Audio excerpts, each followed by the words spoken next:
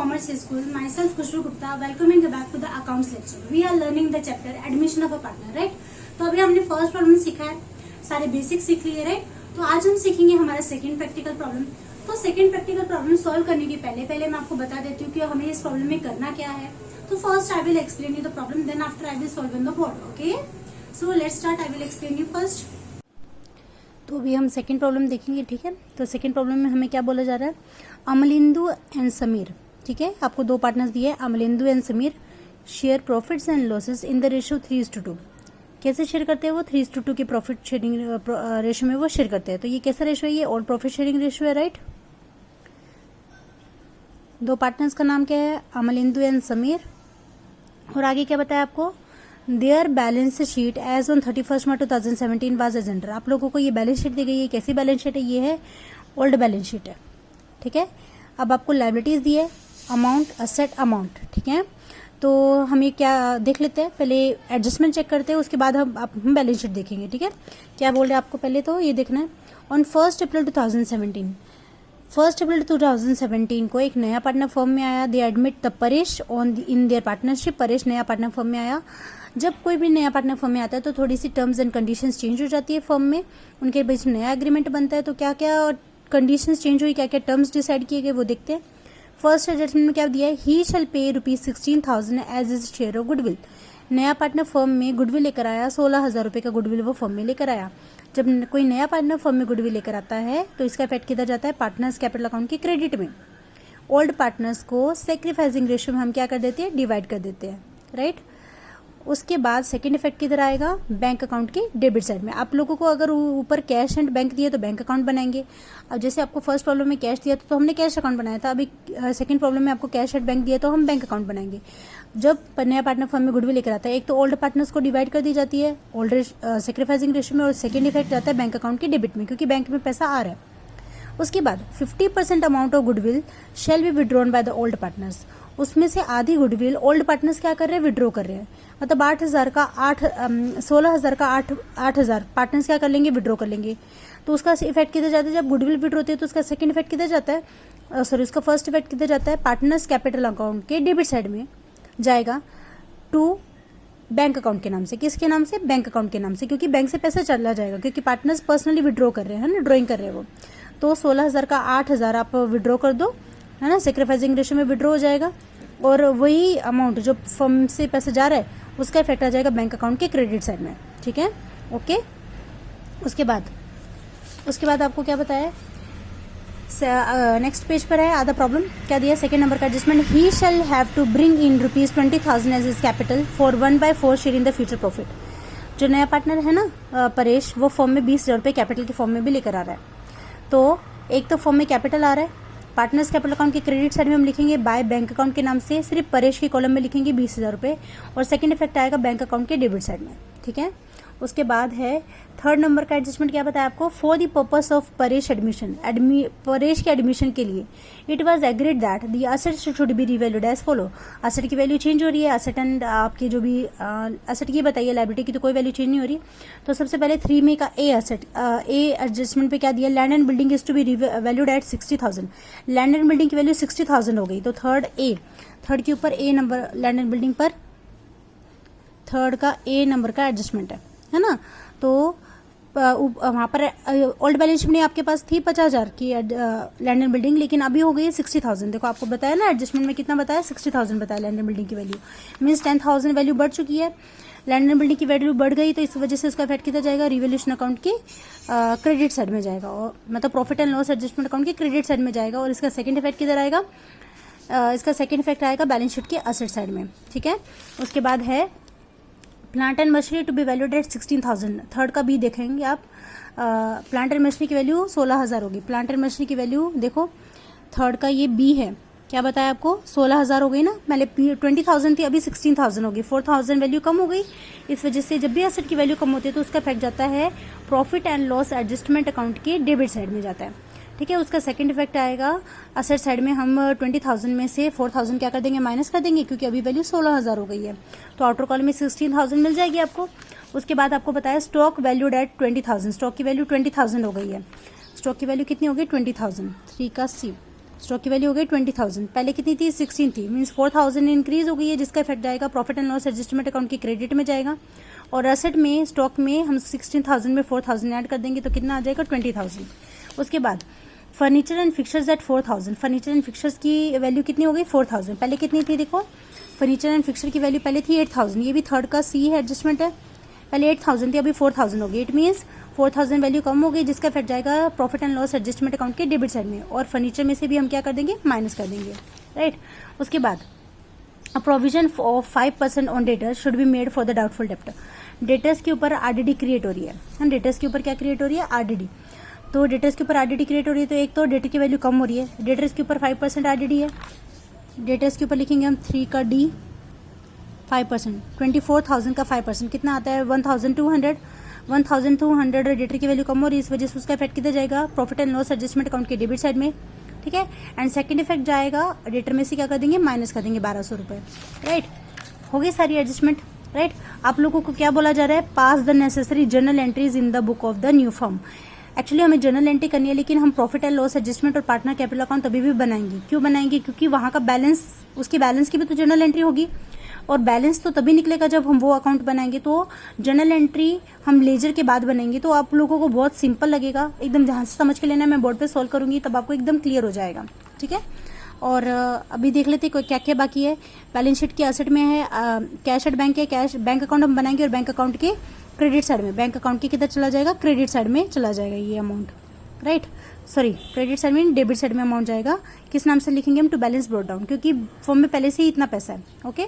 उसके बाद क्रेडिटर पे कोई भी एडजस्टमेंट इस वजह से इसका फिर लाइबिलिटी में चला जाएगा। पार्टनर्स का अमलिंदु एंड समीर का capital as it is partners capital account के क्रेडिट साइड में चला जाएगा, पार्टनर्स कैपिटल अकाउंट के क्रेडिट साइड में ट्रांसफर हो जाएगा। एंड जनरल रिजर्व भी कहाँ चला जाएगा, पार्टनर्स कैपिटल अकाउंट के क्रेडिट साइड में जाएगा,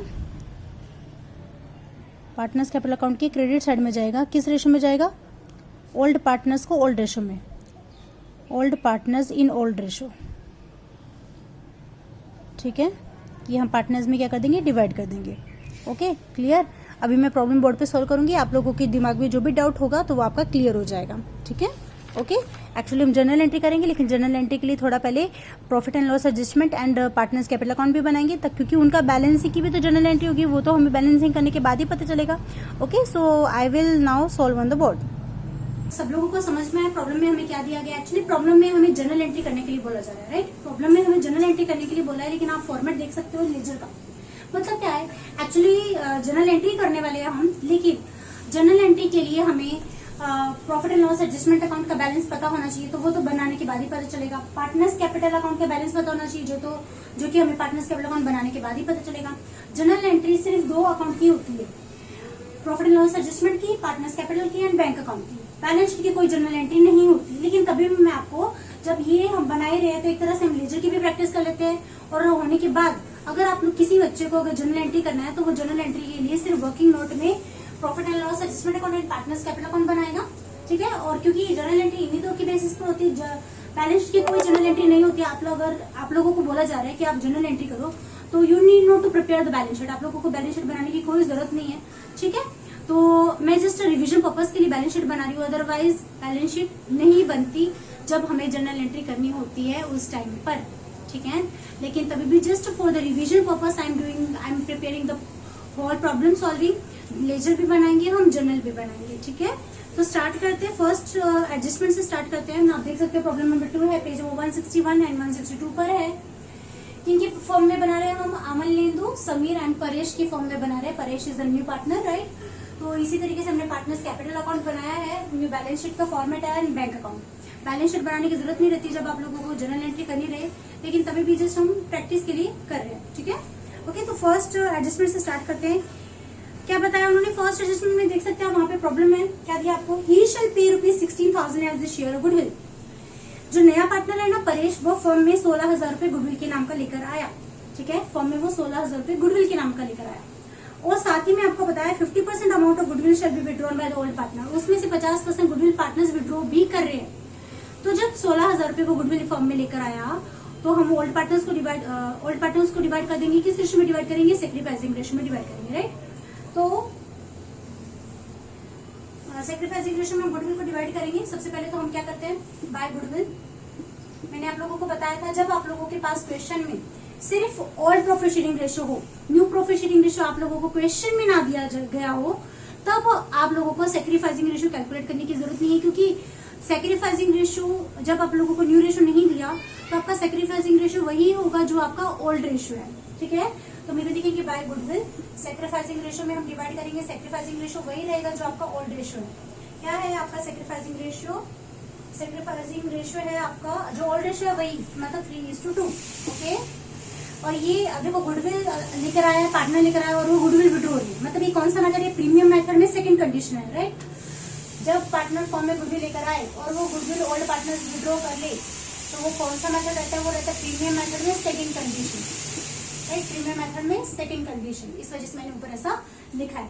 तो हम पार्टनर्स को डिवाइड करेंगे। 16,000 रुपए वो फॉर्म में गुडविल लेकर आया, तो 16,000 को जब मैं अमन नंदू को डिवाइड करूंगी 3/5 में एंड समीर को डिवाइड करूंगी 2/5 में, तो इनके हिस्से में कितना आएगा? अमन नंदू के हिस्से में गुडविल आएगी 9,600 रुपीज एंड समीर के हिस्से में आएगी 6,400 rupees goodwill, right.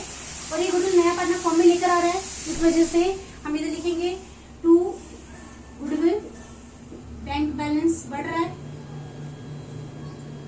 Right. Bank balance बढ़ रहा है, तो बैंक में कितना आ जाएगा? 16,000 रुपए गुडविल आ गई फॉर्म में। ओके, कैश के फॉर्म में लेकर आया गुडविल। उसके बाद क्या होगा?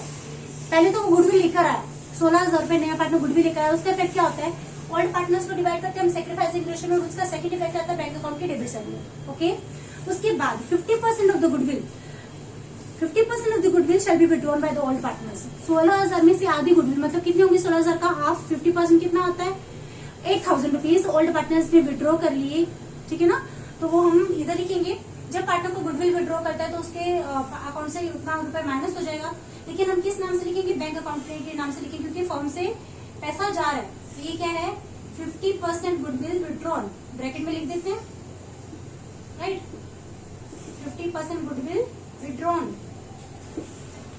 तो 9,600 का हाफ कर दो। 9,600 का हाफ कर देंगे तो कितना आएगा? 4,800 रुपीज। और समीर ने 6,400 का आधा, 3,200 रुपए का गुडविल क्या कर लिया? विड्रॉ कर लिया। अब जब पार्टनर्स विड्रॉ कर रहे हैं तो पार्टनर के पर्सनल अकाउंट में जा रहा है और फॉर्म से पैसा जा रहा है ना, तो फॉर्म से पैसा बाहर जा रहा है, तो इधर हम लिखेंगे बाय पार्टनर्स कैपिटल अकाउंट। दोनों पार्टनर्स ने निकाला, अमिल, इंदु एंड समीर।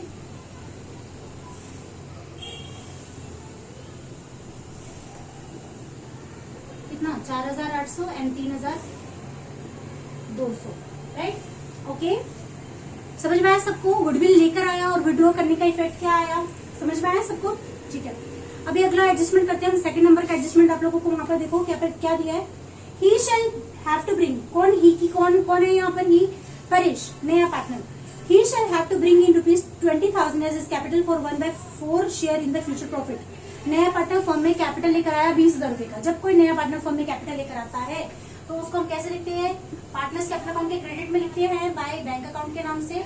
आप लोगों को ओल्ड बैलेंस शीट में कैश दिया तो कैश के नाम से लिखेंगे, बैंक दिया तो बैंक के नाम से लिखेंगे, और ओल्ड पार्टनर के कॉलम में जाकर लिखेंगे 20,000 रुपए, और इसका सेकंड इफेक्ट आता है बैंक अकाउंट के डेबिट में। इधर लिखेंगे हम to Paresh capital, Paresh capital, ठीक है। कितना? 20,000 रुपए वो कैपिटल लेकर आया ना, ठीक है। उसके बाद थर्ड नंबर का एडजस्टमेंट देखेंगे हम। थर्ड नंबर के एडजस्टमेंट में आप लोगों को क्या बताया? For the purpose of Paresh admission, Paresh के एडमिशन के लिए it was agreed that asset should be revalued as follows.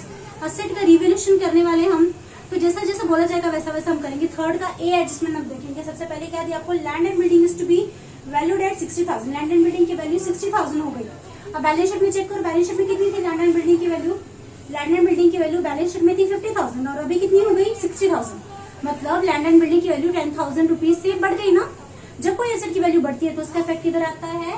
Profit and loss adjustment account के क्रेडिट साइड में आएगा। इधर लिखेंगे हम बाय लैंड एंड बिल्डिंग, ठीक है। कितना वैल्यू बढ़ गया? 10,000 रुपीज से वैल्यू बढ़ गया। बैलेंस शीट में आपको दिया था 50,000, एडजस्टमेंट में दिया आपको 60,000, मतलब क्या हुआ? इसका वैल्यू बढ़ गया। और इसका सेकंड इफेक्ट किधर आएगा? लैंड एंड बिल्डिंग का इफेक्ट सेकंड इफेक्ट आएगा असेट साइड में आएगा। 50,000 तो था ही, बढ़ने के बाद 60 हो गया, मतलब एप्रिसिएशन हो गया है ना, एप्रिसिएशन हो गया कितने का, 10,000 रुपीज का एप्रिसिएशन हो गया। एप्रिशिएट होना मतलब बढ़ना। ओके, उसके बाद आपको क्या बताया बी में, थर्ड का बी एडजस्टमेंट देखेंगे हम। क्या बताया आपको, देखो वहां पे प्लांट एंड मशीन के value at 60,000, plant and machine की वैल्यू 16,000 रुपए हो गई। बैलेंस शीट में चेक करते पहले कितनी थी, प्लांट एंड मशीन की वैल्यू पहले थी 20,000, अभी हो गई 16,000। इट मीन 4,000 रुपीज कम हो गई है ना। इधर देखेंगे हम तो प्लांट एंड मशीनरी कितने रुपए कम हो गई, पहले 20 थी अभी 16 है, मतलब 4,000 रुपए कम हो गई ना, राइट। अब इधर भी लिखेंगे हम प्लांट एंड मशीनरी, पहले थी वैल्यू 20,000, डेप्रिशिएट होने के बाद कितनी बची, 16,000। इसका मतलब है 4,000 वैल्यू डेप्रिशिएट हो गई।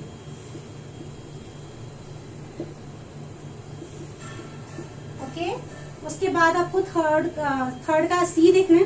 थर्ड के सी में हमें दो चीजें बताई है। स्टॉक वैल्यू एट 20,000, स्टॉक की वैल्यू 20,000 होगी। पहले हम चेक करेंगे बैलेंस शीट में कितनी थी स्टॉक की वैल्यू।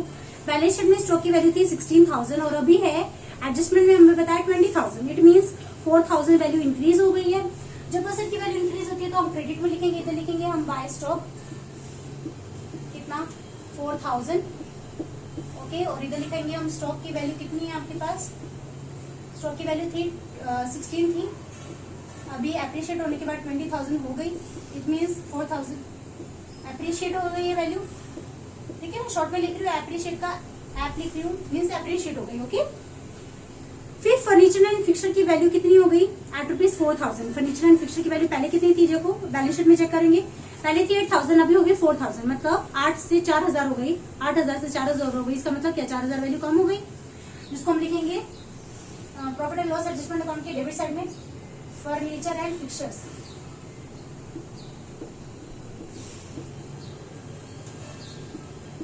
उसके बाद आ जाएगा, इसका इफेक्ट किधर आ जाएगा, असेट साइड में आ जाएगा फर्नीचर एंड फिक्सर।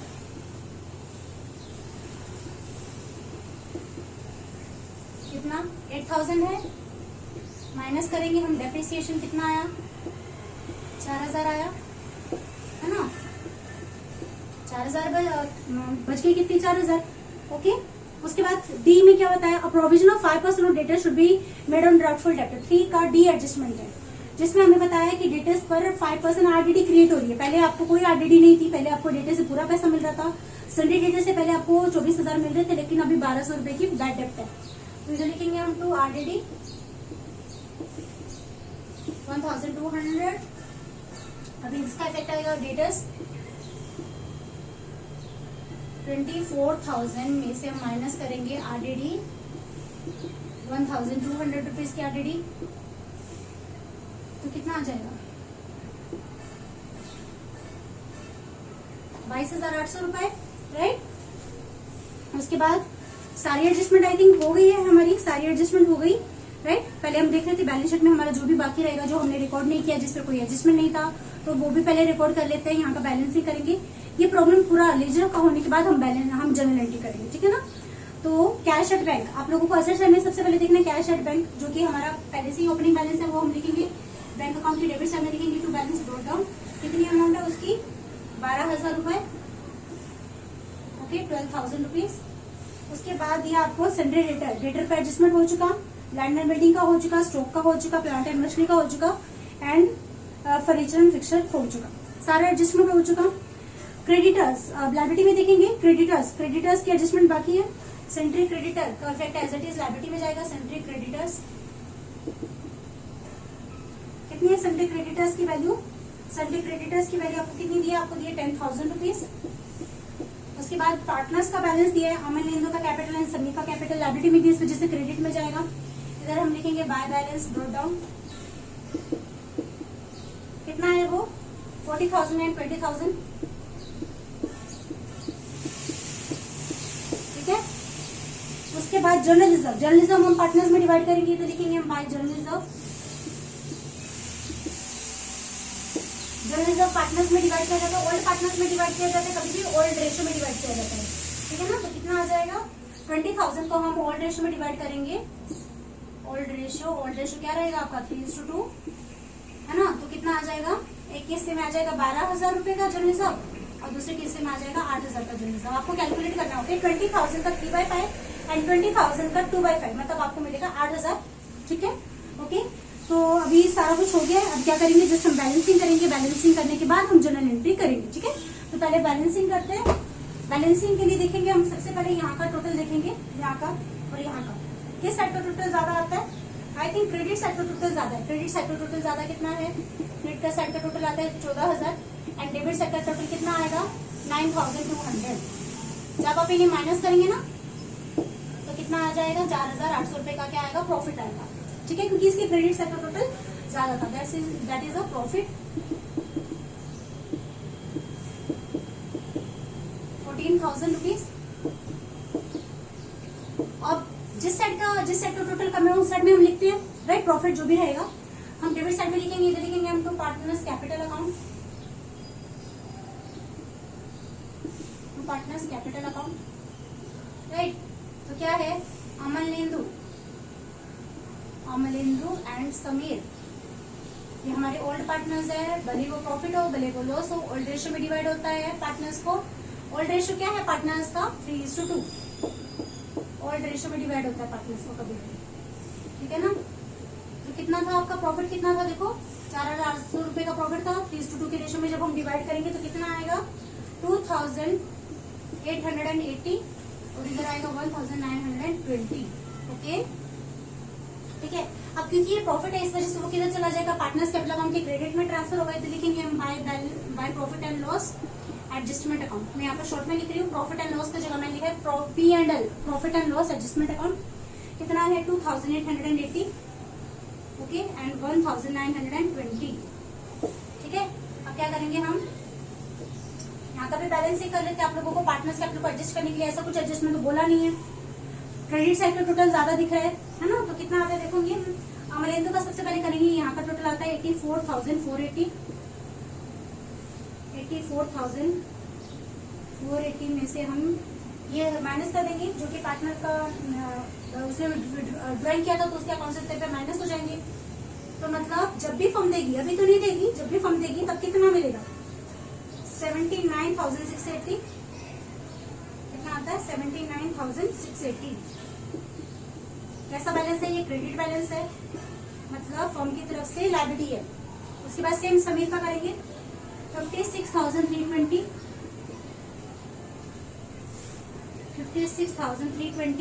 56,320 में से हम यहाँ का माइनस कर देंगे तो कितना आ जाएगा? 53,120 आ जाएगा। This is also a credit balance. उसके बाद 20,000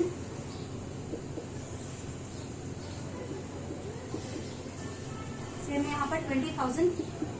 ये भी कैसा बैलेंस है? ये भी क्रेडिट बैलेंस है। क्रेडिट बैलेंस किधर चला जाता है? लायबिलिटी में ट्रांसफर हो जाएगा। इधर लिखेंगे हम कैपिटल अकाउंट, राइट। अमलेंदु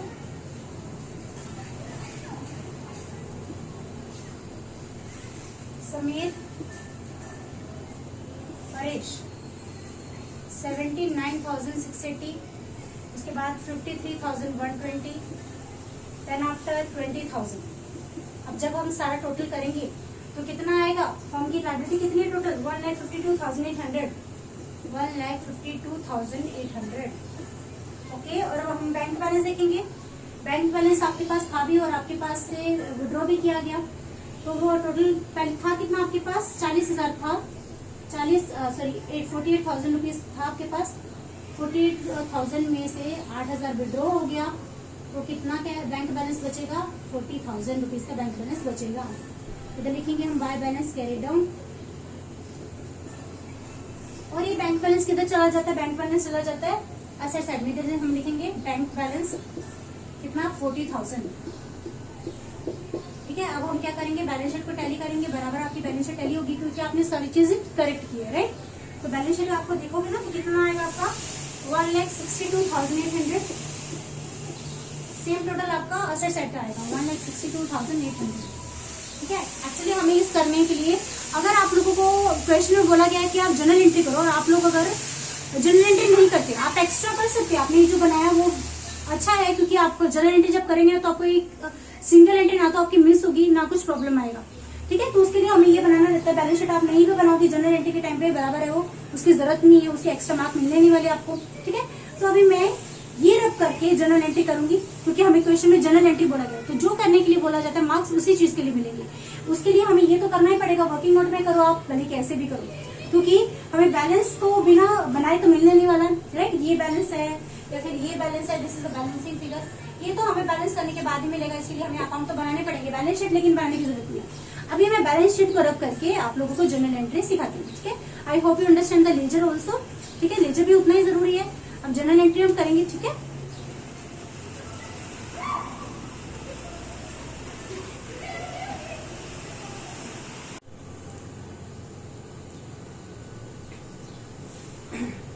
तो अभी हम करेंगे जनरल एंट्री। आप लोग जनरल एंट्री का फॉर्मेट देख सकते हैं। आप लोगों को बाकी के पेजेस पे जनरल एंट्री का फॉर्मेट बनाना है। जनरल एंट्री का फॉर्मेट कम से कम आपको आपकी नोटबुक पे 2 पेजेस पे तो भी बनाना है। ठीक है, तो हम जनरल एंट्री करते हैं। लेजर आपने बना लिया है। जनरल एंट्री से 2 चीजों से की जाती है। मैंने यहाँ से बैलेंस शीट हटा दिया है और मैंने बैंक अकाउंट भी हटा दिया यहाँ से, क्योंकि जनरल एंट्री हमें बैलेंस शीट में कोई बैलेंस शीट से कभी भी कोई जनरल एंट्री नहीं की जाती। ठीक है, तो जनरल एंट्री करने के लिए हमें 2 चीजें चाहिए, एक तो profit and loss adjustment account और दूसरा पार्टनर्स कैपिटल अकाउंट। इनसे जनरल एंट्री कैसे करेंगे, बहुत ही ज्यादा सिंपल है, सब लोगों ने इसे ध्यान से समझ के लेना है। और हर क्वेश्चन में आप जस्ट अपनी प्रैक्टिस के लिए हर क्वेश्चन के लिए क्या करना है, जनरल एंट्री बनाना। ठीक है, ठीक है। तो अभी क्या है, यहाँ पर कोई डेट तो है नहीं, तो हम फर्स्ट नंबर लिखेंगे। अभी देखना, ध्यान से समझ के लेना। यहाँ पर क्या है, बाय। आप लोगों को जनरल एंट्री के लिए कैसे रहता है, debit account something, debit account debit to credit account, right, ऐसा देते हैं ना। तो बाय, अभी हम क्या लिखेंगे, बाय मतलब डेबिट। कोई भी चीज के सामने बाय है मतलब क्या है, वो डेबिट है। ये बाय है तो ये क्या रहेगा, टू, मतलब हम क्या लिखेंगे, land and building account debit. By मतलब debit, land and building account debit. इसका मतलब क्या है, land and building account debit मतलब अगर मैं ऐसा लिखती हूँ, लैंड एंड बिल्डिंग,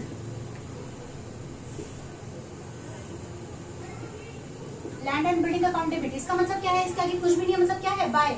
लिखा नहीं जाता, लेकिन हमें समझ में है कि वो क्या है, बाय। उसके पहले क्या है, बाय। लेकिन यहाँ पर हम बाय नहीं लिखते, क्योंकि हम इसके बाद लिखते हैं डेबिट लिखते हैं। ये अकाउंटिंग के कुछ रूल्स है। उसके बाद अगर ये डेबिट में है तो क्रेडिट में क्या रहेगा, ये क्रेडिट में रहेगा जिस अकाउंट में आप लोग बना रहे हो, है ना। Land and building account debit to profit and loss adjustment account, क्योंकि लैंड एंड बिल्डिंग को हमने profit and loss adjustment account के में क्रेडिट किया है, क्योंकि उसकी वैल्यू क्या है, बढ़ चुकी है। जब कोई एसेट की वैल्यू बढ़ती है तो प्रॉफिट एंड लॉस एडजस्टमेंट के क्रेडिट में जाता है वो। तो जनरल एंट्री कैसे बनेगी, ये बाय है, कभी बाय मतलब टू, बाय मतलब debit, land and building account debit to profit and loss adjustment account. तो हम इधर क्या लिखेंगे, land and building account debit to profit and loss adjustment account, right. Land and building account debit to profit and loss adjustment account. समझ में आया सबको कैसे किया जाता है। ये बाय मतलब डेबिट, फिर अगर ये डेबिट में है तो क्रेडिट में क्या आएगा, जिस अकाउंट पे ये बना रहे हो। ठीक है, land and building account debit to profit and loss adjustment account. कितनी अमाउंट है, 10,000 है। ओके, तो दोनों भी जगह पर हम लिख देंगे 10,000, सेम इधर 10,000। ओके, और नरेशन में क्या लिखेंगे हम, being increase in the value of land and building. Land and building को अपने क्रेडिट में क्यों डाला, profit and loss adjustment account के क्रेडिट में क्यों डाला, क्योंकि उसकी एसेट की वैल्यू बढ़ चुकी है ना। तो इधर लिखेंगे being increase in the value of, being increase in the value of land and building, क्योंकि लैंड एंड बिल्डिंग की वैल्यू क्या हो चुकी है, इंक्रीज हो गई है, इस वजह से हमने उसको, ये हमारा नरेशन है। समझ में आया, ठीक है, वेरी गुड। अभी हम करेंगे सेकंड नंबर की एंट्री। वापिस से देखेंगे हम, देखो बाय स्टॉक दिया, बाय स्टॉक मतलब stock account debit to profit and loss adjustment account. Stock को भी हमने क्रेडिट में डाला क्योंकि उसकी वैल्यू भी बढ़ गई थी, तो हम क्या लिखेंगे, stock account debit to profit and loss adjustment account. इधर लिखेंगे stock account debit to profit and loss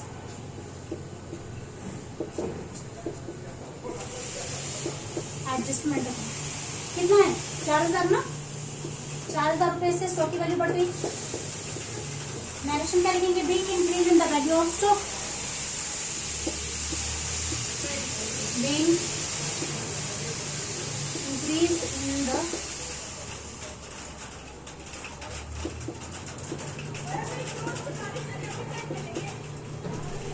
okay. उसके बाद है थर्ड नंबर का, थर्ड नंबर की जनरल एंट्री। क्या रहेगी थर्ड नंबर की जनरल एंट्री, आप लोगों ने ये दोनों कर लिए, अभी हम वहां का करेंगे।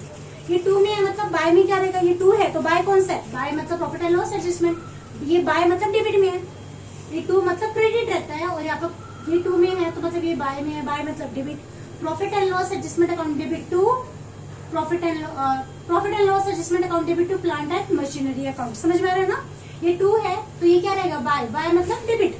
Profit and loss adjustment account debit to to plant and machinery account. Third entry रहेगी हमारी, क्या रहेगी, profit and loss adjustment account debit, profit and loss adjustment account debit to plant and machinery account. Okay, कितनी amount है उसकी, 4000। Plant and machinery की value 4000 rupees से depreciate हो गई थी, जिसको हमने इस वजह से उसको हमने profit and loss adjustment account के डेबिट में डाला। ठीक है, तो नरेशन लिखेंगे being depreciation in the value of plant and machinery.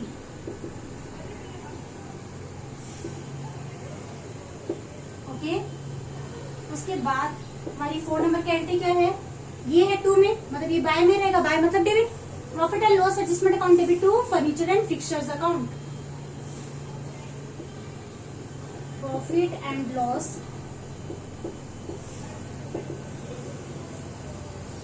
Adjustment account debit to furniture and fixtures account.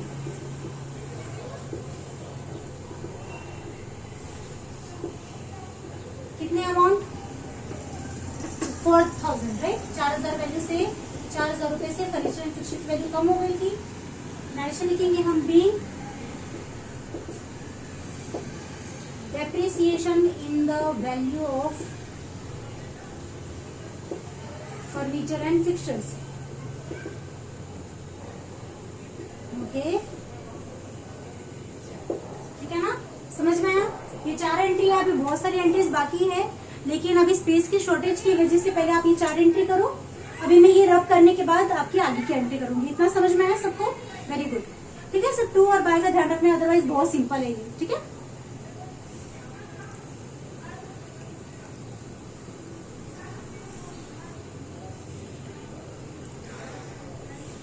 तो अभी मैंने रब कर दी है पहले की 4 एंट्री, अभी हम आगे की एंट्री करते हैं। ठीक है, तो 5th नंबर की एंट्री क्या रहेगी, ये दोनों की थी हमने, ये दोनों भी कर लिया था। अभी आरडीडी की एंट्री, राइट। तो profit and loss adjustment account debit to RDD account, right.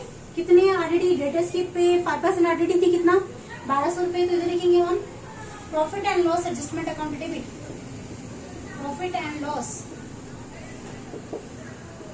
Adjustment account debit to RDD account, right.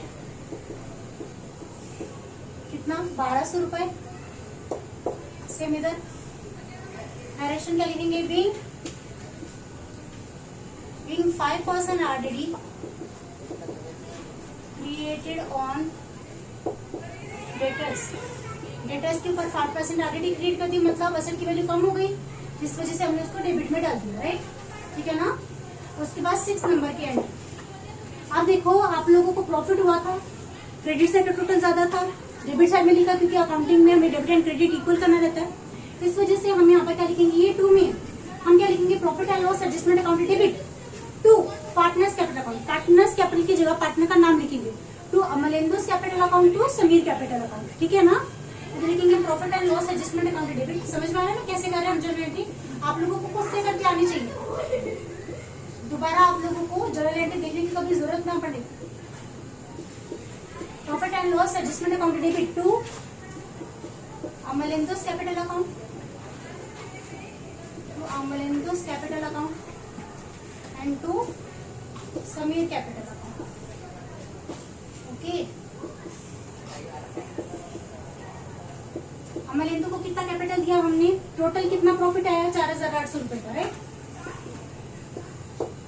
इन दोनों के अमाउंट 2 मतलब क्रेडिट में है, तो अमलेंदु को कितना प्रॉफिट मिला, 2880 एंड समीर को 1920। डायरेक्शन में लिखेंगे बिंग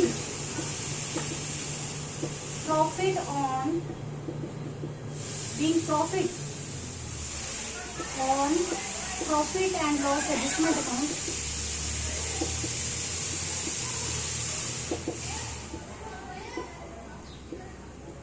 जो हमें profit and loss adjustment account पे जो प्रॉफिट आया ना वो हमने ट्रांसफर कर दिया पार्टनर्स को, राइट, ट्रांसफर्ड टू, जो आपने किया बस उसी की एंट्री लिखनी है आपको, transferred to partners capital account, तो हमने पार्टनर्स कैपिटल अकाउंट में क्या कर दिया, ट्रांसफर कर दिया। ओके, उसके बाद 7 नंबर की जर्नल एंट्री, यहाँ की जर्नल एंट्री पूरी हो गई, प्रॉफिट एंड लॉस एडजस्टमेंट की सारी जर्नल एंट्री होगी, एक सिंगल एंट्री बाकी नहीं है हमारी। प्रॉफिट एंड लॉस एडजस्टमेंट हमने 6 जर्नल एंट्री की, राइट। अभी हम बाकी के जर्नल एंट्री करेंगे पार्टनर्स कैपिटल से। बैलेंस ब्रॉट डाउन और बैलेंस कैरी डाउन की कभी कोई जर्नल एंट्री नहीं की जाती, ठीक है, ध्यान में रखना है। मैं रिपीट कर रही हूँ, balance brought down and balance carry down की कभी भी कोई जर्नल एंट्री नहीं की जाती।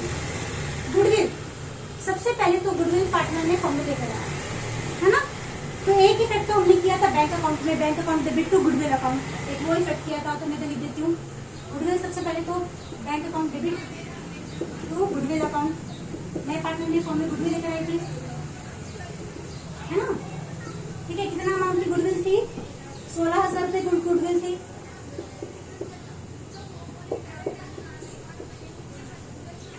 Being goodwill brought in by new partner, being amount of goodwill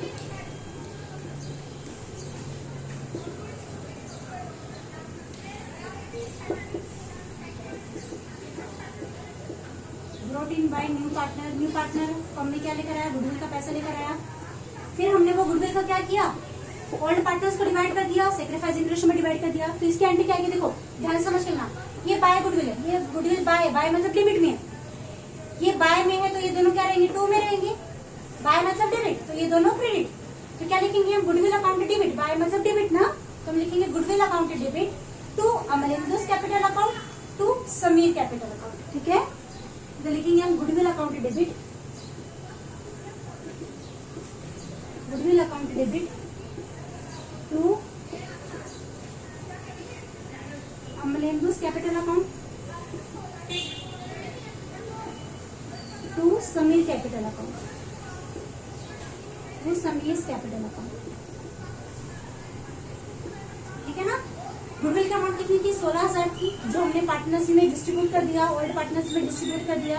कितना था, कितना कितना डिस्ट्रीब्यूट किया, 9,600 एंड 6,400। नरेशन में क्या लिखेंगे, being amount of goodwill brought by new partner distributed to the old partners in the sacrificing ratio, जो goodwill की अमाउंट नया पार्टनर लेकर आया, हमने वो गुडविल की अमाउंट ओल्ड पार्टनर्स को डिवाइड कर दी सैक्रिफाइसिंग रेशियो में। इधर लिखेंगे being amount of goodwill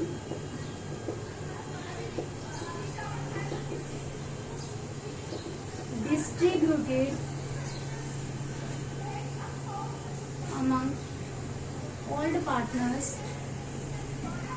in sacrifice ratio, sacrificing ratio में हमने सारे पार्टनर्स को डिवाइड कर दिया, ठीक है। अभी ये जर्नल एंट्री हो गई, अभी स्पेस नहीं है, इस वजह से मुझे ये भी जर्नल एंट्री रब करना पड़ेगा, उसके बाद मैं आगे के जर्नल एंट्री करूंगी, ठीक है। सबको ये सारी जर्नल एंट्री समझ में आई ना, ठीक है।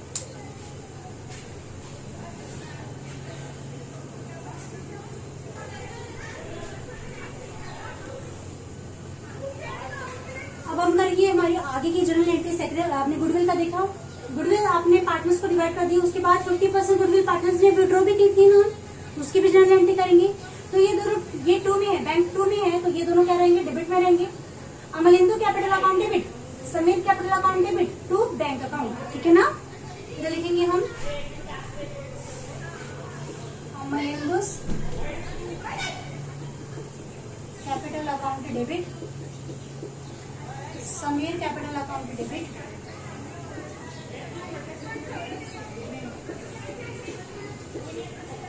To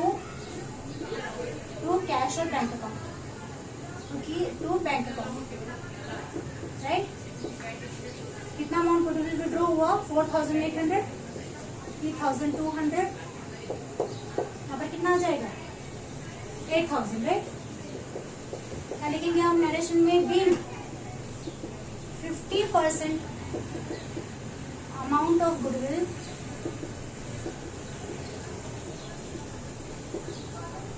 withdrawn by old partners, आधा गुडविल का अमाउंट ओल्ड पार्टनर्स ने क्या कर लिया, विड्रॉ कर लिया, ठीक है ना।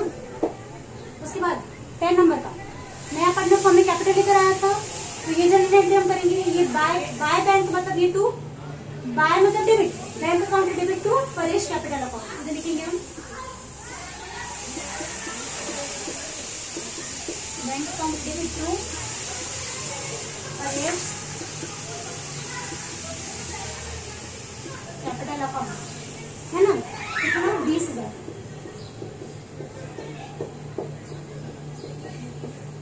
नरेशन क्या लिखेंगे, बिंग, नरेशन लिखेंगे हम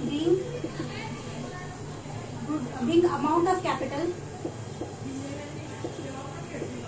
Bing amount of capital brought in by,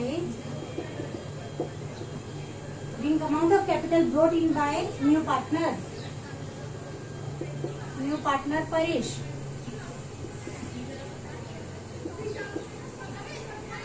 right. उसके बाद 11 नंबर क्या बताया आपको, जनरल रिजर्व हमने पार्टनर्स में डिवाइड किया, राइट। क्या जनरल रिजर्व की एंट्री क्या रहेगी, बाय है मतलब ये दोनों टू में रहेंगी। क्या एंट्री करेंगे हम, general reserve account debit to Amalinder's capital account to Sameer capital account, general reserve account debit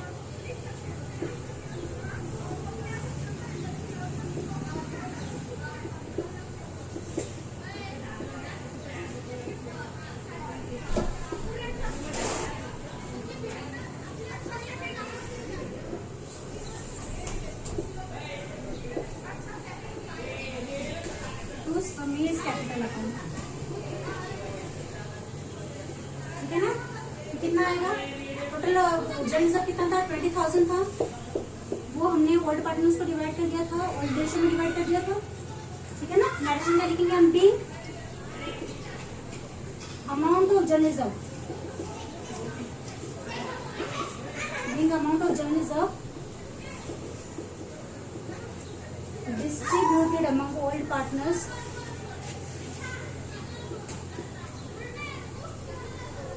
in old ratio, okay,